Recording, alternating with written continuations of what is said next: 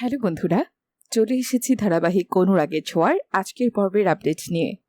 আজকের পর্বের শুরুতেই দেখা যায় সূর্য যখন তার পরিবারকে ভুলে যায়, ঠিক তখনই পরিবারের সকলের ছবি নিয়ে আসে উর্মি এবং সূর্যকে সেই ছবিগুলো দেখিয়ে তাকে মনে করাবার চেষ্টা করে। সেই সাথে সূর্যকে সে ডায়েরিটাও দেয় আর বলে, এই ডায়েরিতে আপনি সবকিছু লিখে রাখেন, এই ডায়েরিটা দেখুন। সেই ডায়েরিটা দেখতে গিয়ে সূর্য জ্ঞান হারিয়ে ফেলে। এই নোটবুকটাকে নিয়ে দীপেরও সন্দেহ আছে। দীপারও সন্দেহ হয় যে এই ডায়েরির মধ্যে এমন কিছু আছে, তাই এই ডায়েরিটাকে সে ল্যাবে পাঠানোর ব্যবস্থা করবে। ইতিমধ্যে সূর্যের দিদি ছদ্মবেশী দীপাকে বলে সে কি তার ভাইয়ের খেয়াল রাখবে, কিন্তু তাকে না বলে দেয় দীপা।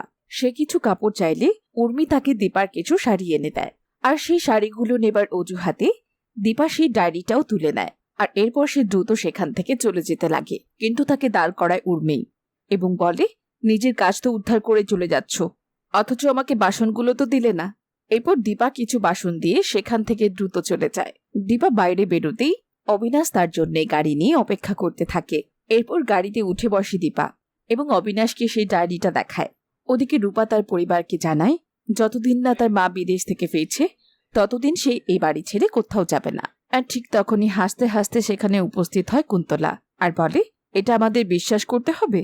সে এই কথা কিছুতেই বিশ্বাস করতে রাজি নয় যে অসুস্থ অবস্থায় সূর্যকে রেখে দীপা বিদেশ চলে যাবে। সত্যিটা জানার জন্য রূপা তার মাকে ফোন দেয়, আর পেছন থেকে অবিনাশও ফোন ধরে রেখেছিল, যেখানে বলতে শোনা যাচ্ছিল যে প্লেন মাত্র টেক অফ করবে।